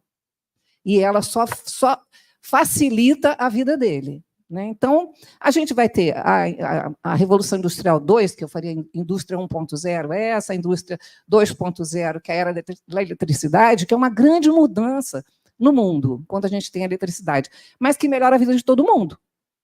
Né? Então, uma tecnologia que veio para melhorar muita coisa em termos de produção, dos meios de produção, das pessoas ganharem mais dinheiro, mas melhorou a vida das pessoas também. Eu tenho uma história sobre isso. Eu estava falando para vocês que eu trabalhei muitos anos com 80 comunidades no semiárido nordestino, e a gente trabalhou exatamente com plantação de algodão, que era para a gente colocar a máquina de algodão, mudar.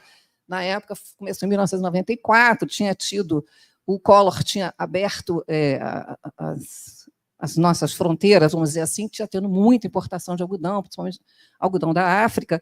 E aí o Nordeste, o algodão conhecido no Nordeste como ouro branco, e criou-se teve uma seca também muito forte, criou-se um problema sério lá. Então, a gente começou esse projeto de reintrodução da cultura do algodão no Nordeste.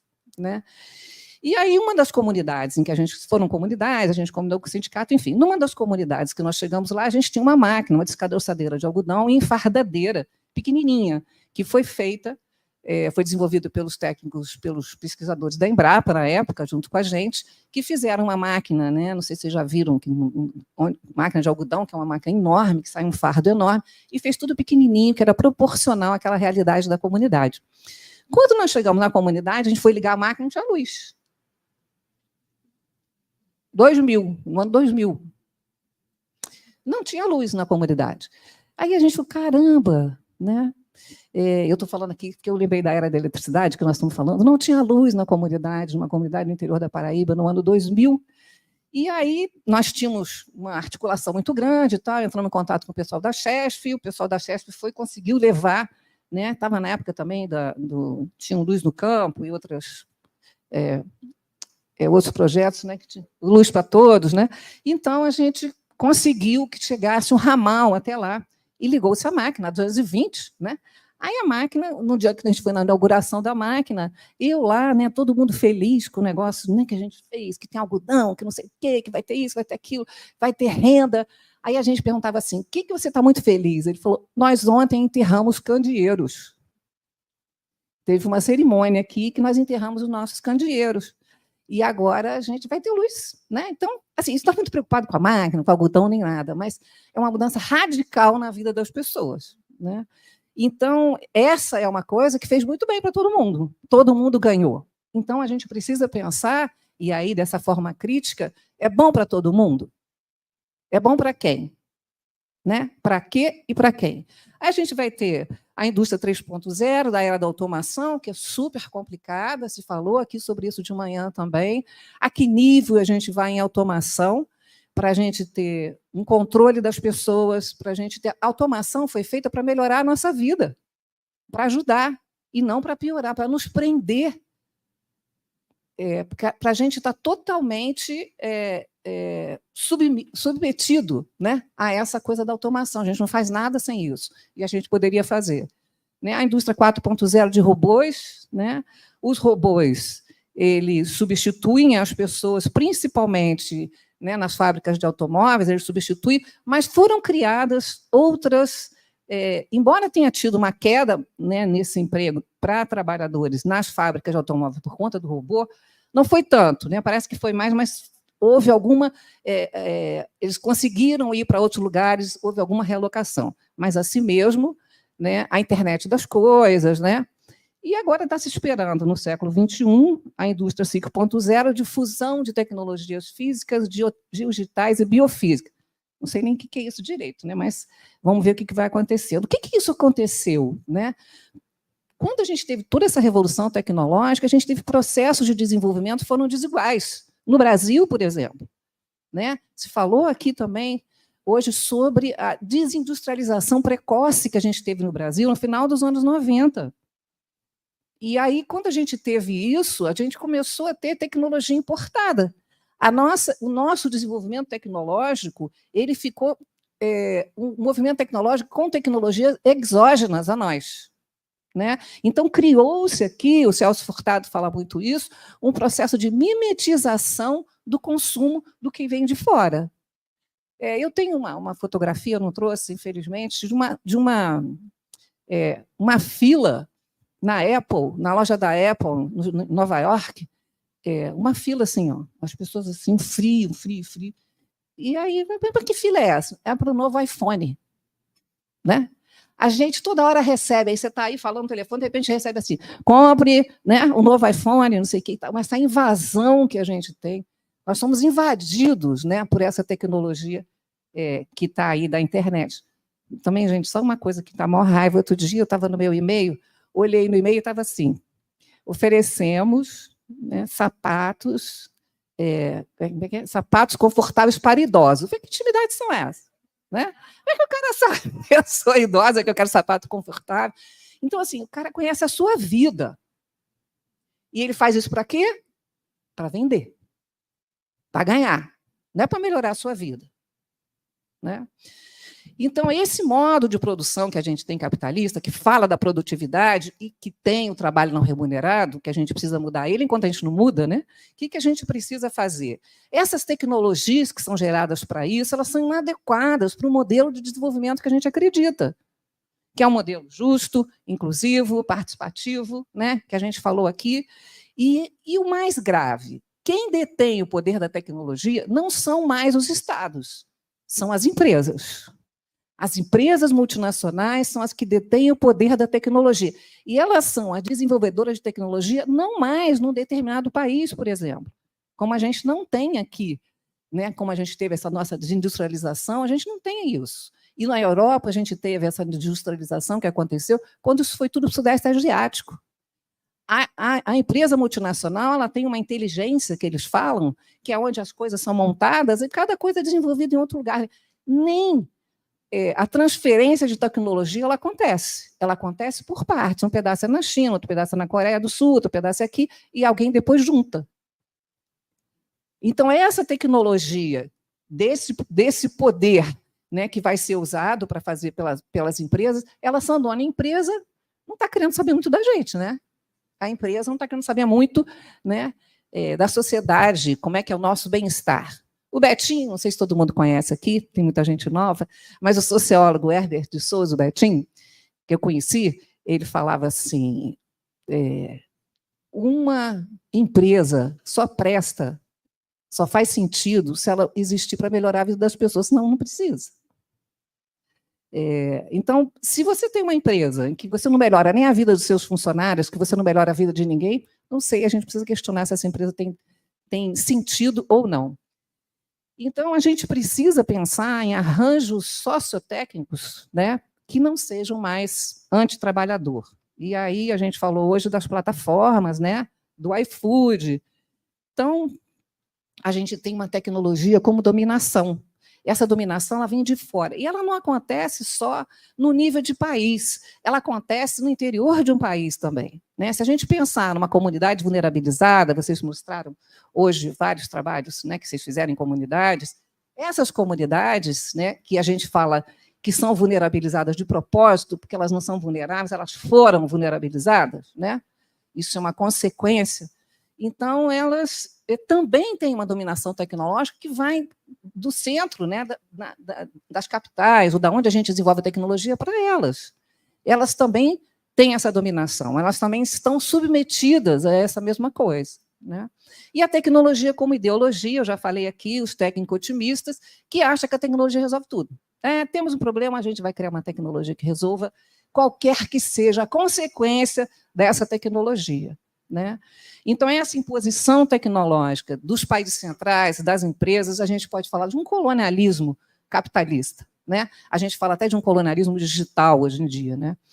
Então, essa industrialização periférica que a gente tem, ela cria essas relações de dependência, né? E em países e comunidades que eu já falei, né? Então, problemas, né?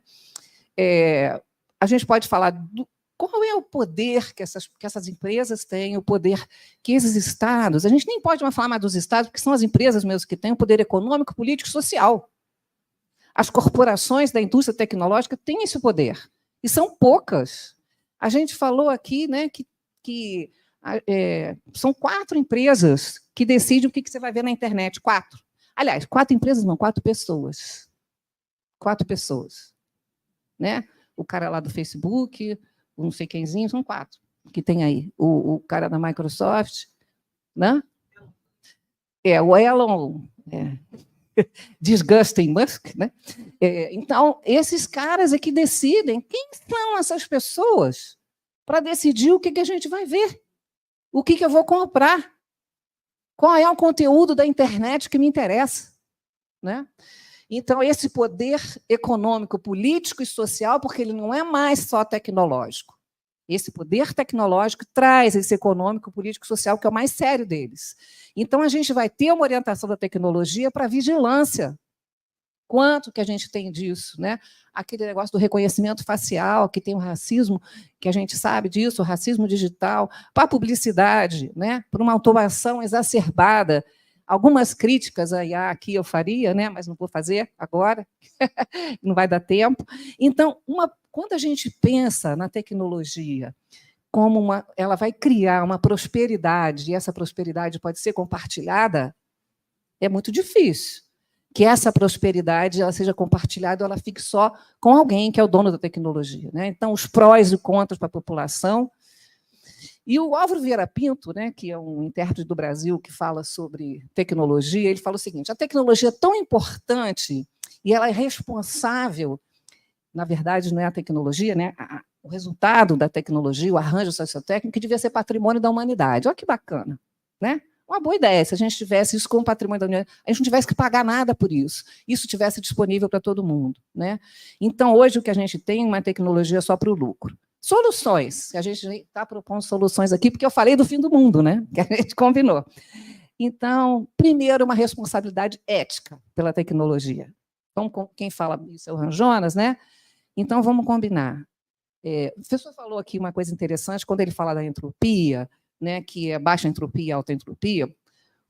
Uma mina, por exemplo, né, de lítio, ela tem baixa entropia. Está tudo organizado, arrumado lá naquela mina, naquela montanha de lítio. A partir do momento que você vai explorar aquela montanha, que você vai tirar aquele lítio para fazer bateria, né, você faz uma coisa que você aumenta a entropia. Então, em vez de você deixar aquilo lá, você faz aquilo, e aquilo não recupera, porque você não bota aquilo na montanha de novo. Pegou aquele lítio e fez bateria de celular e fez combustível de foguete, do Elon, não sei o que, Musk, que disse, né, que apoiou o golpe na Bolívia por causa disso. Vocês sabem disso, que é a nossa maior fonte de reserva de lítio que tem na Bolívia. Então, primeiro, uma responsabilidade ética. Essa responsabilidade ética pela tecnologia é o seguinte: vamos combinar.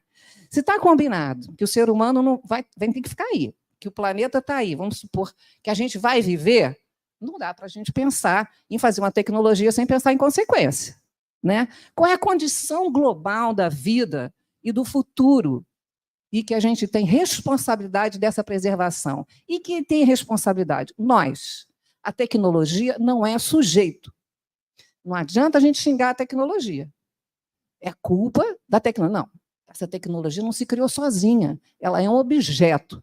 Ela é um conjunto de técnicas que alguém desenvolveu, alguém criou, né? Ela não se cria sozinha. Então, a gente a falar que ela é um sujeito, ela é responsável, a tecnologia é responsável, culpa da tecnologia, isso não tem sentido. Nós criamos a tecnologia, né? Então, uma outra coisa que a gente pode falar é sobre democratizar a tecnologia. Como é que faz essa democratização? A gente tem que, nós mesmos, incorporarmos os nossos valores. Quando a gente vai desenvolver uma tecnologia, a gente precisa incorporar valores que são feitos pelas exigências de quem a gente está perto, principalmente de quem precisa, que são, por exemplo, essas comunidades que vocês estão falando. A gente pode falar até de uma tecnologia, né, de redução de emissões e tal, que é muito importante. Como é que você vai numa comunidade vulnerabilizada e fala que vai fazer redução de emissões? Como é que você conversa com eles, né? Tem um exemplo também interessante, que é uma construção de uma usina eólica. E eu tive outro dia uma reunião, estava uma pessoa que mora numa comunidade perto desse grupo onde foi criada as usinas eólicas. E aí ela falou assim: eu não consigo dormir, que é aquele barulho, é o barulho de uma turbina de avião. O tempo todo, imagina, no seu quintal. Ela falou: a galinha não bota ovo, porque a galinha ficou desnorteada. Os animais ficam desnorteados. Então, claro que chegar alguém lá quis comprar a terra dela, enfim, a gente aí é outra questão que a gente tem que pensar também. Mas essa tecnologia, ela é boa para um lado, mas não é boa para o outro. Então, é boa para todo mundo. Como é que a gente faz para pensar num arranjo sociotécnico e que ela seja boa para todo mundo? E a galinha bote ovo, né? Tem que ser boa para a galinha também. Hoje a gente falou aqui sobre isso, né? De animais. E é isso. Ela está na natureza. A galinha pode ficar maluca, porque tem lá um negócio girando, os animais não se perderam, né? Então, esses valores que a gente tem, né, que é das exigências da sociedade, dos trabalhadores, das comunidades, eles têm que ser incluídos a priori no interesse, numa tecnologia, a priori, né? Então, como é que a gente vai criar esses instrumentos de democratização que são a priori? Porque a posteriori a gente até tem, né? Tem problema de poluição aqui dos carros, e a poluição dos carros a gente vai criar um negócio, aquele controle de poluição, né? Isso foi posterior, eu já tinha tido muita poluição. Então, tecnologias que complementem o trabalho e não substituam o trabalho. A gente está aqui na universidade, né? A gente está aqui no CT, a gente tem uma universidade interdisciplinar, então a gente precisa criar isso. Como é que cria? Né? Como é que a gente cria mecanismos que façam com que essas tecnologias complementem o trabalho e não substituam? Quando se fala de educação ambiental, eu queria falar de educação tecnológica. A gente não aceitar a tecnologia como uma verdade absoluta. Não, isso aí vai resolver. Não, não vai, peraí, gente. Vamos perguntar sempre para quê e para quem. Sempre, né? Construir novas plataformas que possam unir pessoas com diferentes habilidades, necessidades. Estamos aqui numa delas, né, Mayra, no HCTE. Fortalecer a mobilização social. Falamos aqui hoje de manhã nisso. Se a gente não se juntar, se a gente não se organizar, vai ser o ferro total, né? Então, a gente fala criar contrapoderes. Se o poder da tecnologia está com os poucos, como é que a gente cria esses contrapoderes? Quase a organização da sociedade civil, uma ação política organizada, sindicatos, conselhos, sindicatos sumiram, né? Plataformas, pressão de consumidor. Então, é preciso que a gente se mobilize e que não aceite isso de uma vez só, né?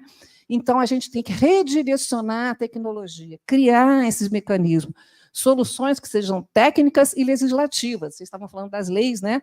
Então, assim, quais são as leis que a gente... Aí o cara fala, não, então olha só, vamos fazer o seguinte, a gente precisa fazer redução de emissão, vamos criar crédito de carbono.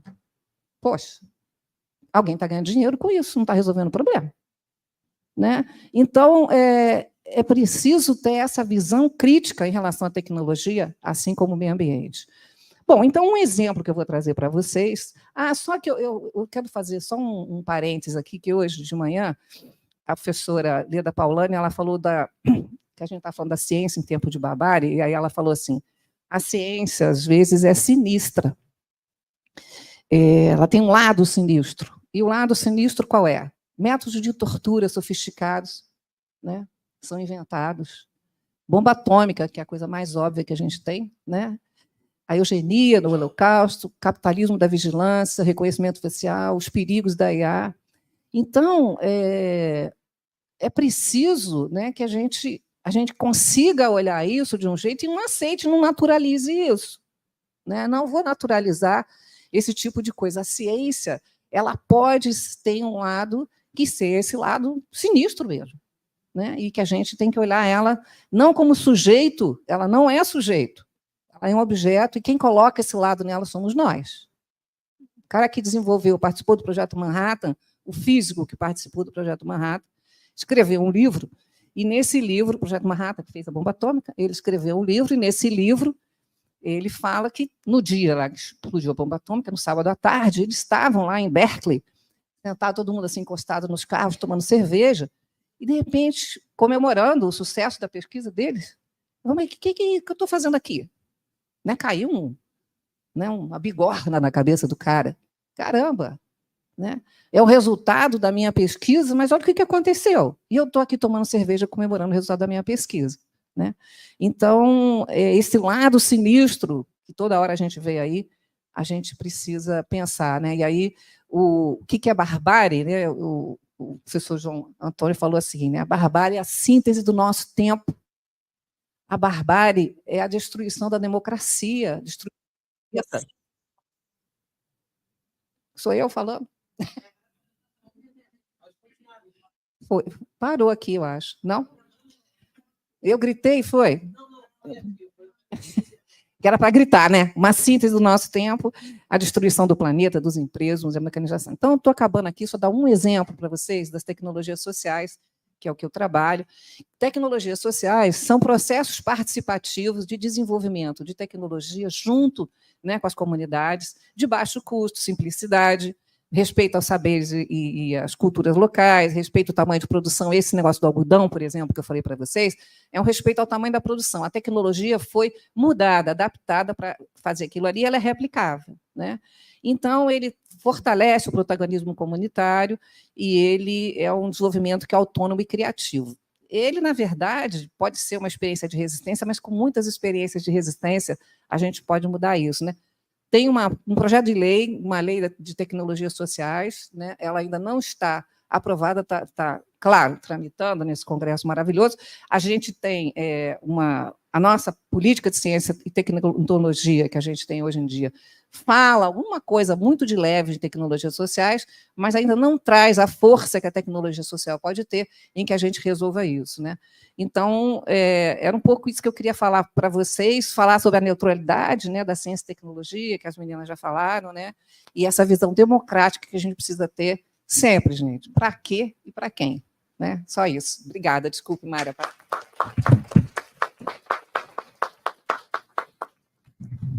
Gente, que aula que vocês nos proporcionaram, né? Vocês quatro, é impressionante. Eu estou aqui muito, muito impactada e eu tenho certeza que eu estou acompanhada nesse processo. Eu entendo que nós estabelecemos como marco, primeiro, a tomada de consciência. Eu acho que isso é um atravessamento, é algo em comum que nós temos aqui. E a urgência de atacar pelo esclarecimento, pelo entendimento do que nós estamos vivendo no mundo. Esse entendimento passa pela educação, esse entendimento passa pela compreensão do que é a tecnologia e de como nós nos situamos em relação a ela, e de como ela nos afeta, e de como nós temos a liberdade de modificar, de transformar os sistemas tecnológicos ao nosso favor. Essa consciência passa pelo entendimento das nossas estruturas econômicas e sociais. Então, eu me sinto bastante satisfeita. A gente ganhou uma riqueza, a gente está abrindo mão de um debate mais extenso, porque nós estamos agora em botequim filosófico, nós já estamos invadindo o tempo do botequim filosófico, mas eu tenho certeza que a gente sai com uma grande inspiração nesse momento, de como nós podemos adiar e devemos adiar o fim do mundo. Nós temos esse poder, ele está em nossas mãos, ele está com a ciência, ele está com a educação, ele está com as nossas invenções tecnológicas, ele está conosco. Muito obrigada, gente.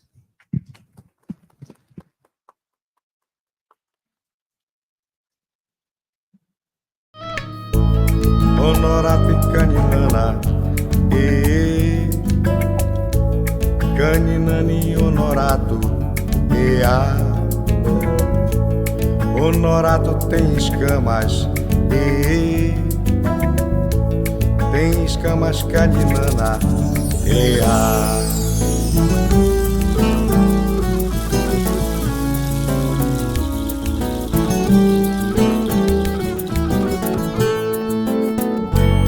Vida em forma de serpente, filhos de poto e de gente. Vida em forma de serpente, filhos de poto e de gente.